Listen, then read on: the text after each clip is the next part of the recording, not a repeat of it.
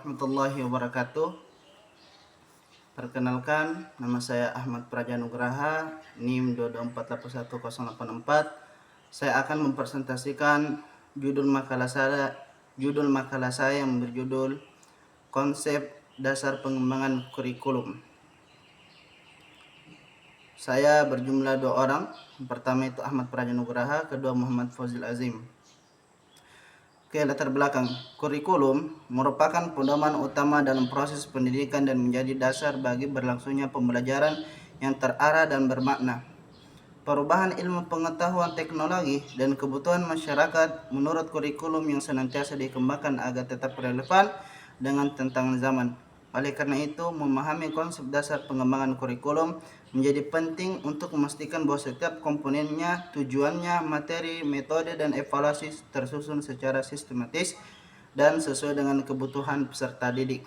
Jadi, latar belakang ini memberikan kita penjelasan bahwasanya pengembangan kurikulum itu sangat menjadi poin atau landasan utama agar di mana pendidikan di negara kita itu betul-betul bisa terarah dan bisa menjadi negara yang berkemajuan bangsa rakyat Indonesia.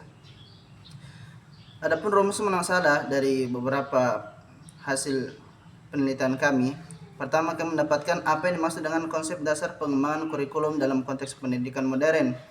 Bagaimana komponen-komponen utama kurikulum, tujuan materi, strategi pembelajaran, dan evaluasi dikembangkan secara sistematis.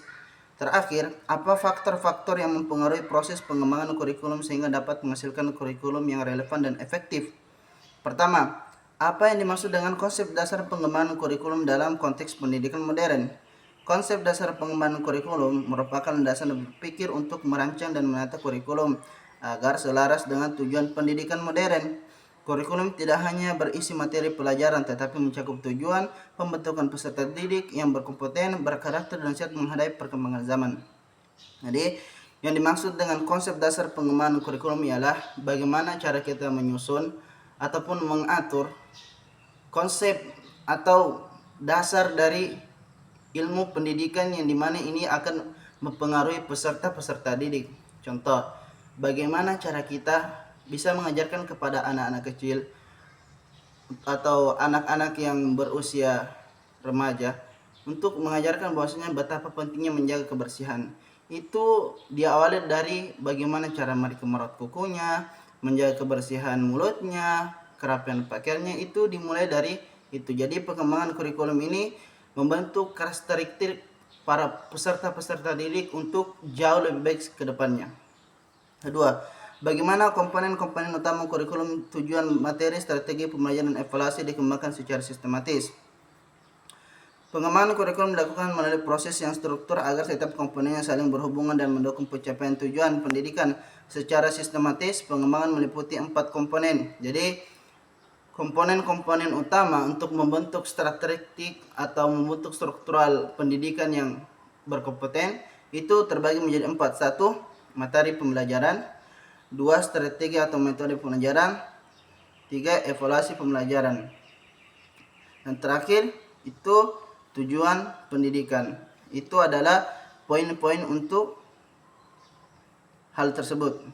Baik, terakhir apa faktor-faktor yang mempengaruhi proses pengembangan kurikulum sehingga dapat menghasilkan kurikulum yang relevan dan efektif? Ada beberapa pengaruh atau ada beberapa proses pengembangan kurikulum yang dimana itu akan mempengaruhi faktor berkembangnya atau terbentuknya pendidikan yang baik di sekolah-sekolah atau tempat kita mengajar. Yang pertama itu faktor filosofis, pandangan tentang hakikat manusia, tujuan pendidikan, nilai moral, dan ideologi.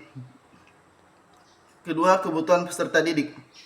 Jadi, guru diajar untuk bagaimana mereka menjadi fasilitator, bagaimana mereka bisa memfasilitasi seorang anak untuk belajar. Bagaimana cara kita mengayomi mereka agar pendidikan dan pembelajaran mereka itu relevan untuk mereka sendiri.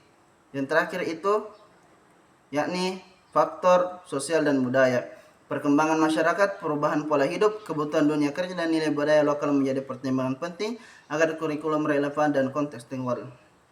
Kesimpulan, pengembangan kurikulum merupakan proses sistematis yang berlandaskan pada tujuan pendidikan, kebutuhan peserta didik dan perkembangan masyarakat modern. Kurikulum tidak hanya memuat materi pelajaran, tetapi juga mencakup strategi pembelajaran dan evaluasi yang terintegrasi secara harmonis. Faktor-faktor seperti landasan filosofis, psikolog, sosial budaya, ilmu pengetahuan, teknologi, serta kebijakan pemerintah menjadi penentu utama dalam merancang kurikulum yang relevan dan adaptif.